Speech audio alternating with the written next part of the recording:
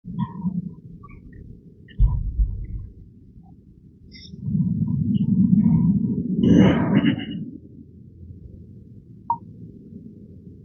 الحمد لله نحمده ونستعينه ونستغفره ونعوذ بالله من شرور أنفسنا ومن سيئات أعمالنا من يهده الله فلا مضل له ومن يضلله فلا هادي له وأشهد أن لا إله إلا الله وحده لا شريك له وأشهد أن نبينا محمدا عبده ورسوله أرسله بالهدى ودين الحق ليظهره على الدين كله ولو كره المشركون. أما بعد فإن خير الحديث كتاب الله وخير الهدي هدي محمد صلى الله عليه وسلم وشر الأمور محدثاتها وكل محدثة بدعة وكل بدعة ضلالة وكل ضلالة في النار.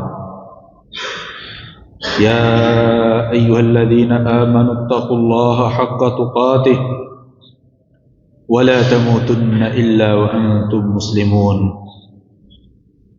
يا أيها الناس اتقوا ربكم الذي خلقكم من نفس واحدة وخلق منها زوجها وبث منهما رجالا كثيرا ونساء واتقوا الله الذي تساءلون به والأرحام إن الله كان عليكم رقيبا. يا أيها الذين آمنوا اتقوا الله وقولوا قولا سديدا يصلح لكم أعمالكم ويغفر لكم ذنوبكم ومن يطع الله ورسوله فقد فاز فوزا عظيما. گرامی قدر معزز سامعین کرام،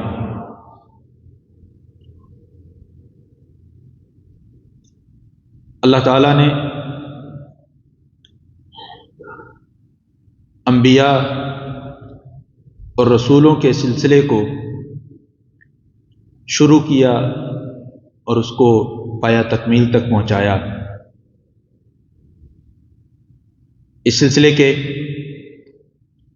آخری پیغمبر جناب محمد الرسول اللہ صلی اللہ علیہ وسلم،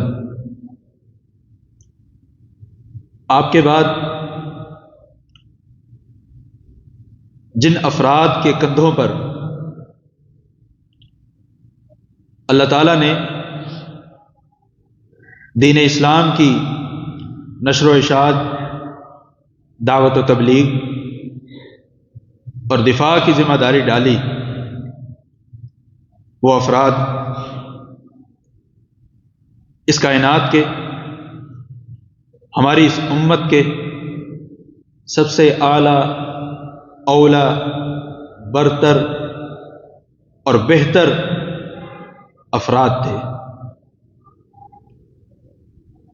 یہ سب کے سب افراد یکساں درجہ نہیں رکھتے. ان میں بھی اللہ تعالیٰ نے کچھ افراد کو دیگر پر فوقیت دی، اور یہ اللہ تعالیٰ کا کامل اختیار ہے. اللہ جسے چاہے، جس وقت کو چاہے، جس جگہ کو چاہے، جس کیفیت کو چاہے، اوقات، جگہوں اور کیفیتوں سے ممتاز کر دے، اس کو الگ سے مقام عطا کر دے. رمضان کو، لیلۃ القدر کو، عشرہ ذو الحجہ کو، بیت اللہ کو، مسجد نبوی کو، مسجد اقصیٰ کو، سجدے کی کیفیت کو اللہ تعالیٰ نے دیگر تمام چیزوں سے ممتاز رکھا ہے. ان کا مقام اور مرتبہ دیگر تمام اوقات، جگہوں اور کیفیتوں سے اعلیٰ اور افضل بنایا ہے. اسی طرح حضرات صحابہ کرام میں سے بھی اللہ تعالیٰ نے کچھ حضرات صحابہ کو دیگر سے ممتاز کیا ہے. جس شخصیت کے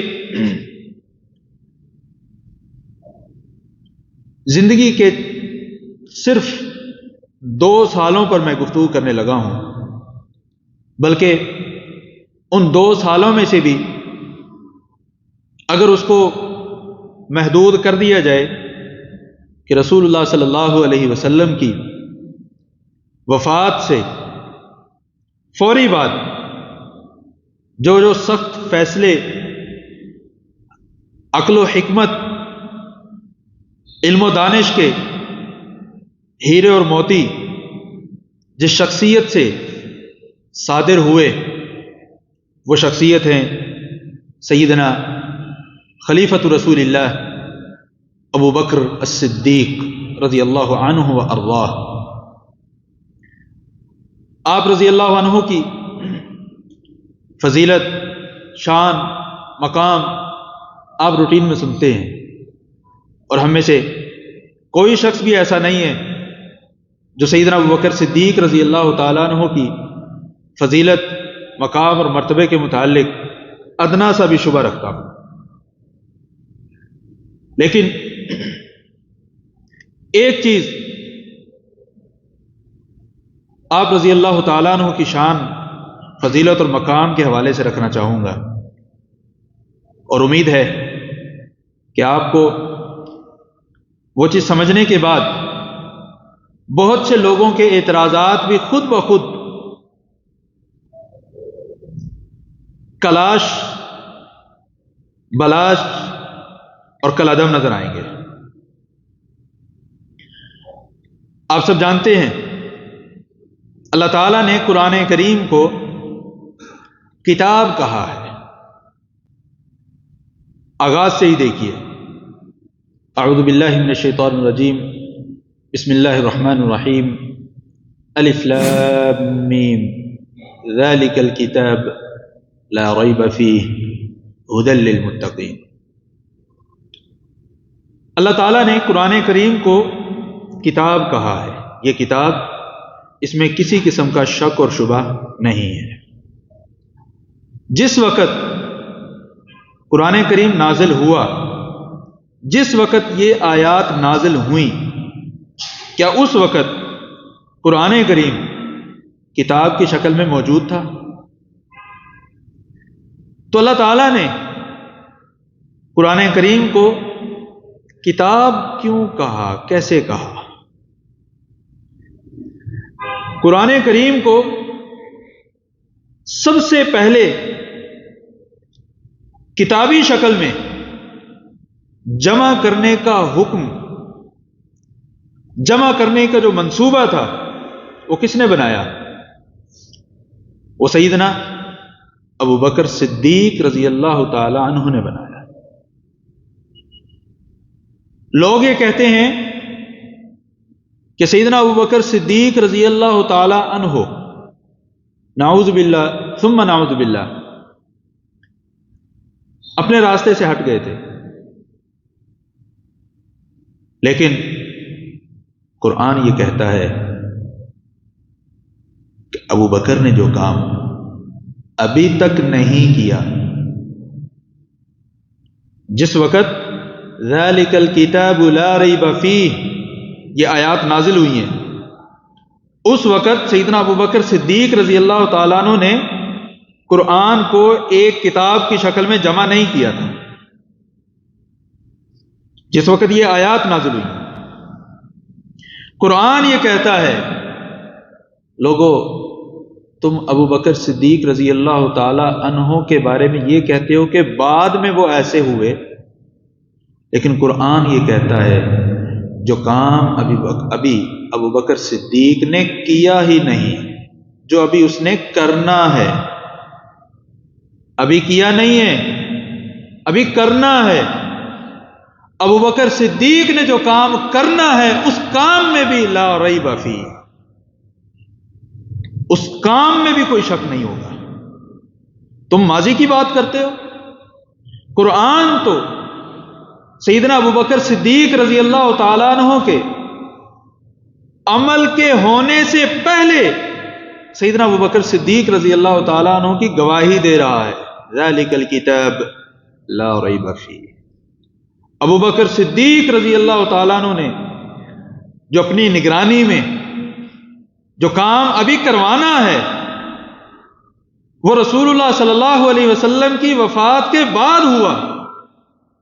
قرآن نے اس عمل کے بارے میں کہا ذالک الکتاب لا ریب فیہ۔ ابو بکر رضی اللہ تعالیٰ عنہ نے جو قرآن جمع کرنے کا حکم دیا ہے ایک کتابی شکل میں، اس کو کتاب کی شکل دی ہے، اس میں شک نہیں ہے۔ اور یہ یہاں پر الکتاب کا ایک معنی ہے، دوسرا مفہوم اس کا وہ بھی ہے کہ یہاں الکتاب سے مراد لوح محفوظ میں موجود قرآن کریم ہے، یہ مفہوم بھی ذکر کیا ہے۔ اور ایک وقت میں ایک آیت کے ایک سے زیادہ مفاہیم درست ہو سکتے ہیں۔ سیدنا عبداللہ بن عباس رضی اللہ تعالیٰ عنہ نے ایک اصول اور ضابطہ ذکر کیا، اس وقت تک انسان قرآن کا مفسر ہو ہی نہیں سکتا جب تک قرآن کی ایک آیت کے متعدد معنی اور مفہوم نہ اس کو پتا ہو۔ مفسر بننے کے لیے مفسر قرآن، ترجمان القرآن سیدنا عبداللہ بن عباس رضی اللہ تعالیٰ عنہ نے کیا کہا ہے کہ جب تک انسان کو ایک آیت کے متعدد صحیح مفاہیم نہ پتا ہو اس وقت تک وہ تفسیر کرنے کا اہل نہیں ہے۔ قرآن نے سیدنا ابو بکر صدیق رضی اللہ تعالیٰ عنہ کے اس کام کی گواہی پیشگی دی ہے جو کام ابی ابو بکر صدیق رضی اللہ تعالیٰ عنہ نے بعد میں کرنا۔ اللہ تبارک و تعالیٰ نے اس شخصیت کو جو علم، جو فضل، جو نور نبوت کی روشنی عطا کی، وہ صحابہ کرام میں سے کسی کو نصیب نہیں ہوئی۔ اور یہ کوئی اور نہیں بلکہ سیدنا علی بن ابی طالب رضی اللہ تعالیٰ عنہ کہتے ہیں۔ سیدنا علی بن ابی طالب رضی اللہ تعالیٰ عنہ خطبہ ارشاد فرما رہے ہیں اور اپنے خطبہ میں لوگوں سے پوچھتے ہیں من اعلم الناس، لوگوں میں سب سے زیادہ علم کس کے پاس تھا؟ لوگوں نے مختلف جوابات دیے۔ سیدنا علی رضی اللہ تعالیٰ عنہ نے کہا کان ابو بکر اعلم الناس، ابو بکر صدیق رضی اللہ تعالیٰ عنہ کے پاس سب سے زیادہ علم تھا۔ اور ایسے ہوا میں بات نہیں کی بلکہ اس کو پروف بھی کیا۔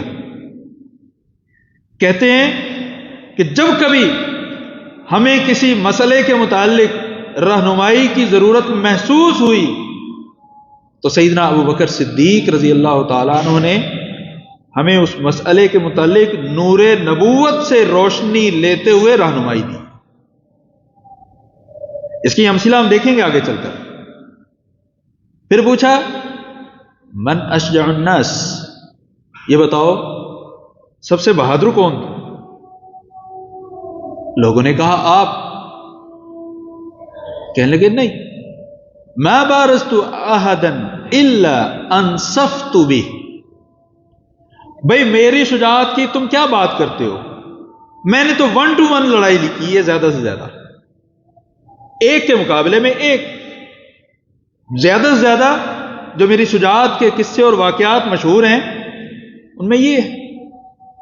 لیکن سیدنا علی رضی اللہ تعالیٰ عنہ کہتے ہیں رأیت ابا بکر، میں نے ابو بکر رضی اللہ تعالیٰ عنہ کو دیکھا ہے اس وقت میں، اس دور میں جب لوگ رسول اللہ صلی اللہ علیہ وسلم پر مکہ میں ظلم ڈھاتے تھے، کسی کی جرت نہیں ہوتی تھی آگے بڑھنے کی، صرف ابو بکر صدیق رضی اللہ تعالیٰ عنہ آگے بڑھتے، اس کو مار کر دور بھگاتے، اس کو دھکا دے کر سائڈ پر کرتے، اس کو ڈانٹ کر پیچھے ہٹاتے، اس کو پیسہ دے کر پیچھے ہٹاتے، سیدنا ابوبکر صدیق رضی اللہ تعالیٰ عنہ کے پاس جب مسلمان ہوئے تو 40,000 دینار تھے.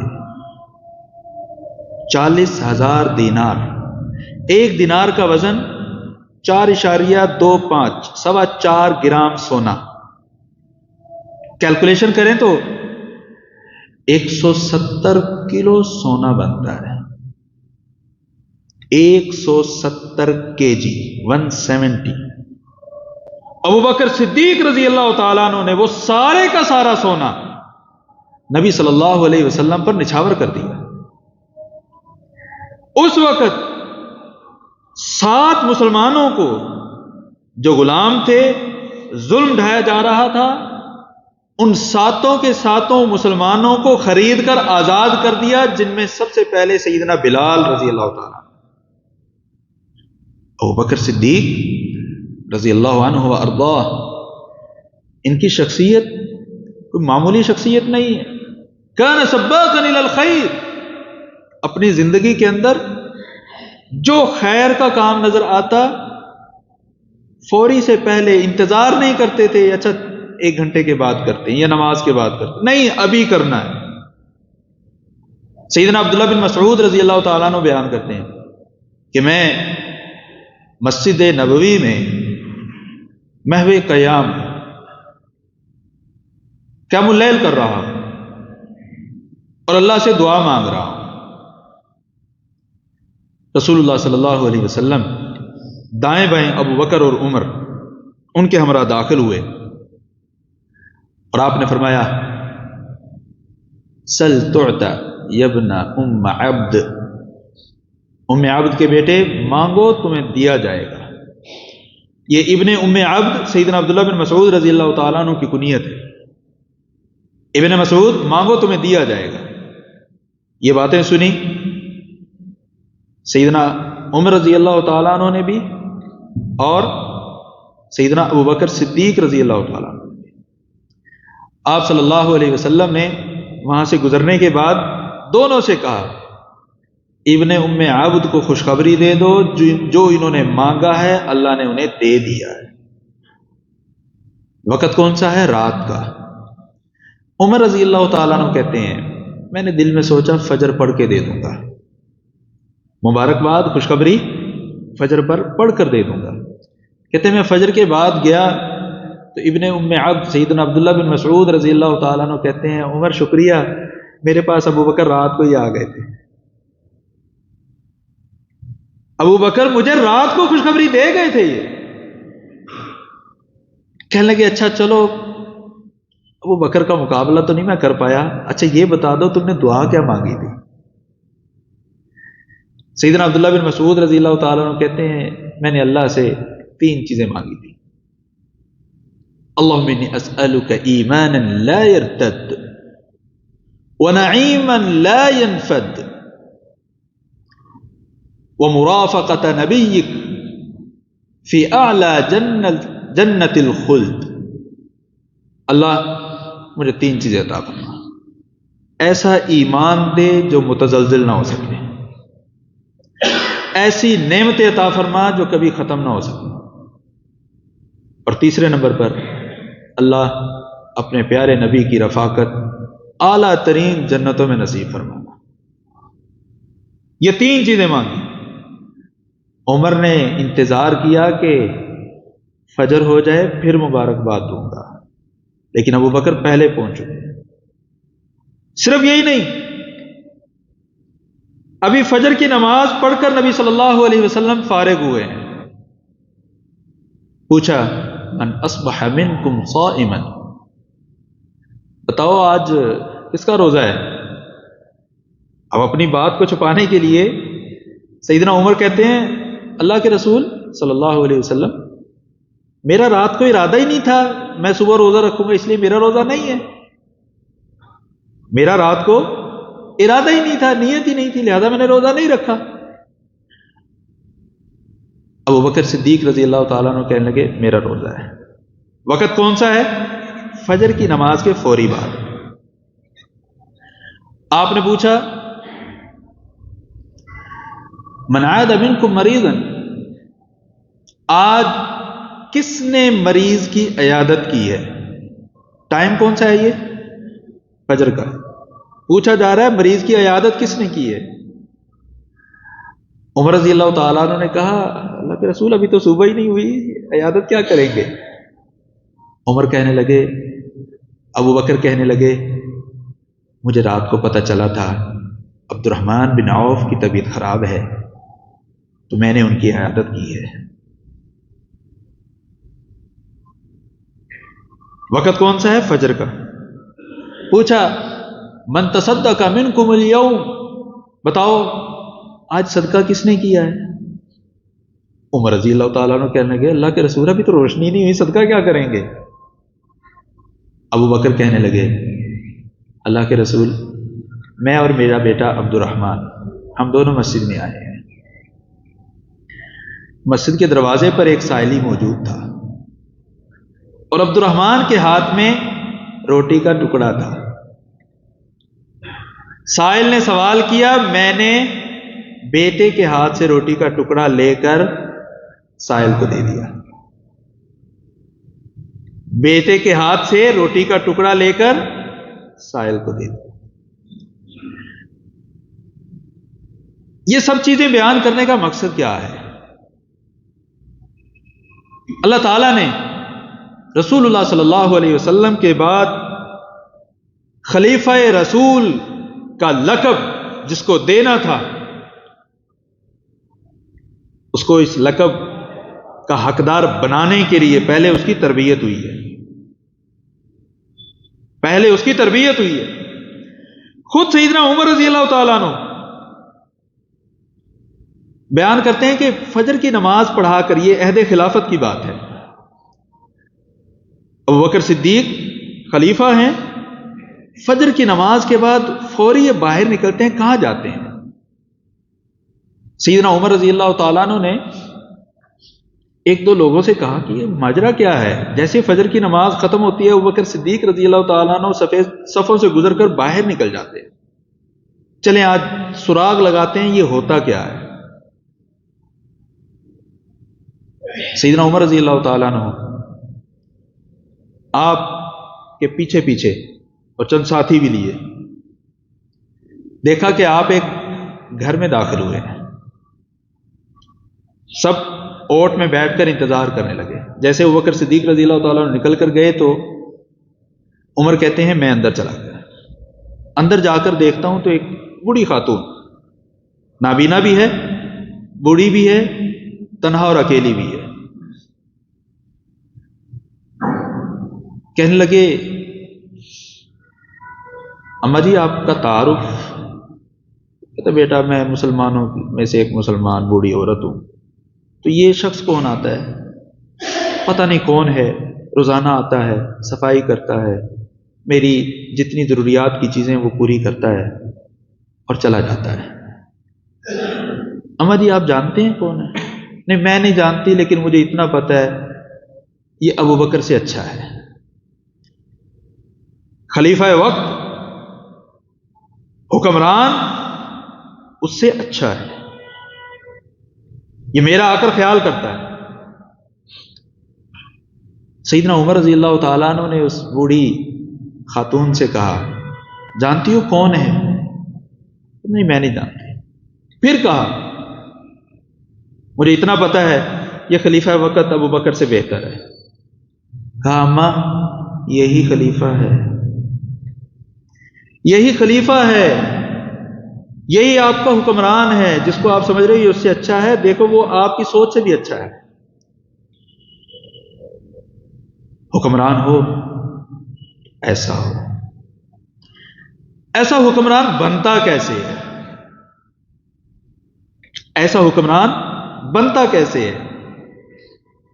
ایک جملے میں اگر بات بیان کروں، جس شخص کے پاس نور وحی ہوگا وہ ایسا شخص ہوگا، اور جس شخص کے پاس نور وحی نہیں ہے، دنیا جہاں کی ڈگریاں ہیں، دنیا کے اعلیٰ ترین اداروں سے پڑھا لکھا ہے،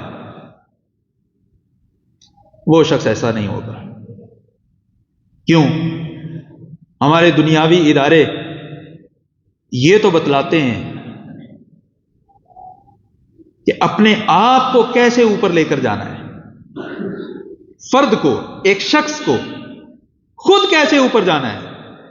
لیکن ہمارے ادارے یہ نہیں بتلاتے کہ اپنے سماج کو، اپنے معاشرے کو، اپنے محلے اور اپنے علاقے کو، آپ کے ماتحت افراد کو آگے کیسے لے کر چلنا ہے، یہ نہیں سکھایا جاتا۔ اگر کوئی کہنے والا کہے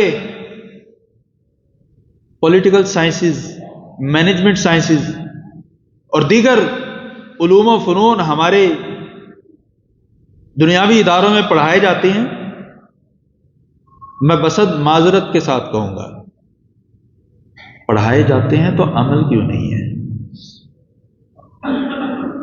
وہ پڑھانا تو نہ ہوا، پڑھانا تو وہ ہے کہ یہاں اللہ کا حکم نازل ہوتا ہوا نظر آئے، اللہ کا حکم سنے اور فوری طور پر اس کی تعمیل ہو۔ سیدنا ابو بکر صدیق رضی اللہ تعالیٰ عنہ نے نبی صلی اللہ علیہ وسلم کی وفات کے بعد جو میجر اور بڑے بڑے اور فوری فیصلے کیے، سب سے پہلا صحابہ کرام نے پوچھا، ایک دوسرے سے پوچھا کہ آپ صلی اللہ علیہ وسلم کی تدفین کہاں ہوگی؟ آپ صلی اللہ علیہ وسلم کی تدفین کہاں ہوگی؟ کسی کو نہیں پتا۔ ابو بکر صدیق رضی اللہ تعالیٰ عنہ نے کہا کہ نبی، جہاں فوت ہوتا ہے تدفین بھی اس کی وہیں پر ہوتی ہے۔ پھر ایک اور مسئلہ کھڑا ہوا، نبی صلی اللہ علیہ وسلم کی وراثت کا کیا ہوگا؟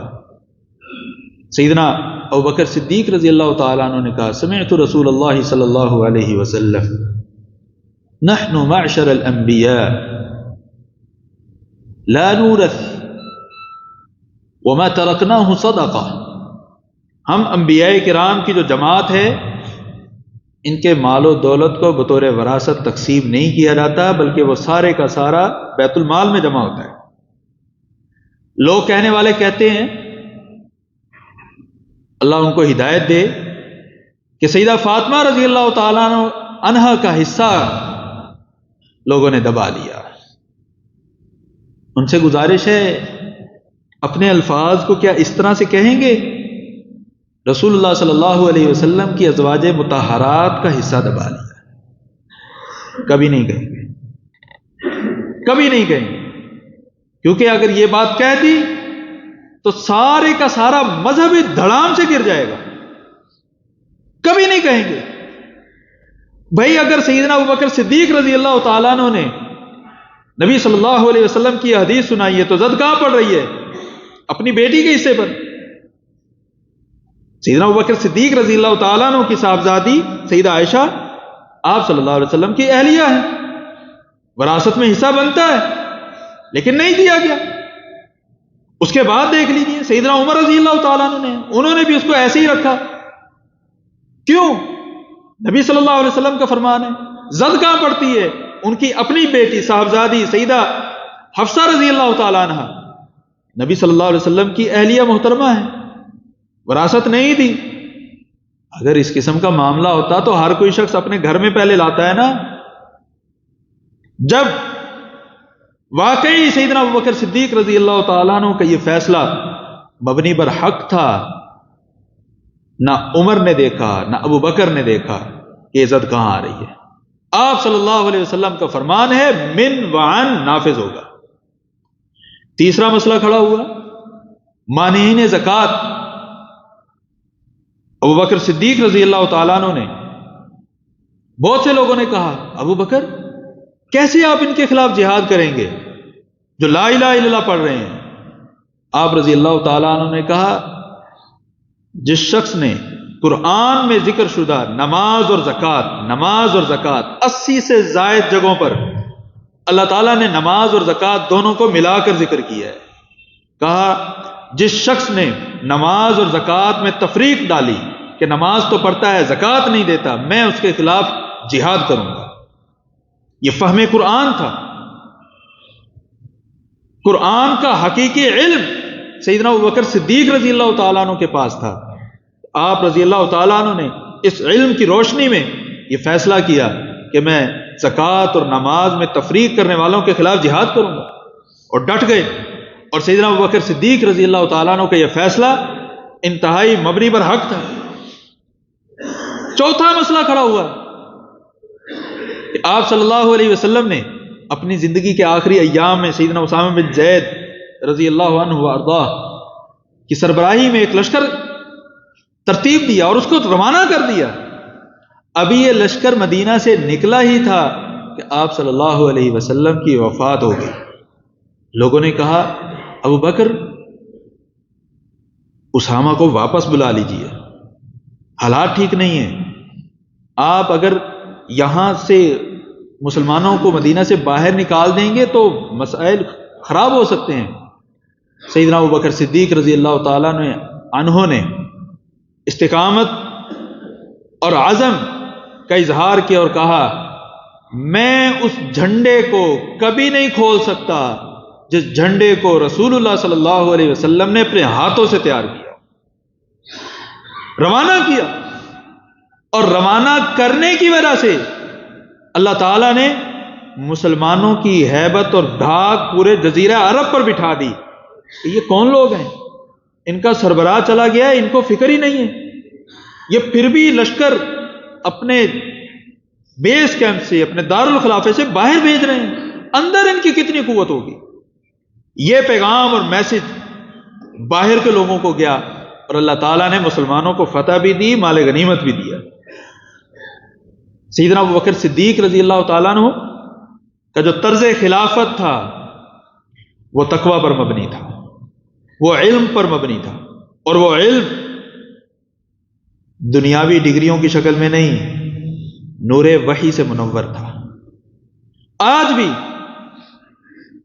اگر ہم کسی کو اپنا سربراہ، اپنا نمائندہ صوبائی سطح پر یا ملکی سطح پر بنانا چاہتے ہیں، معیار کیا ہے؟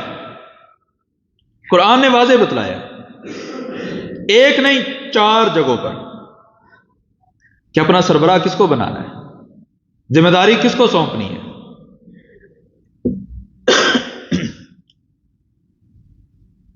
قرآن کریم میں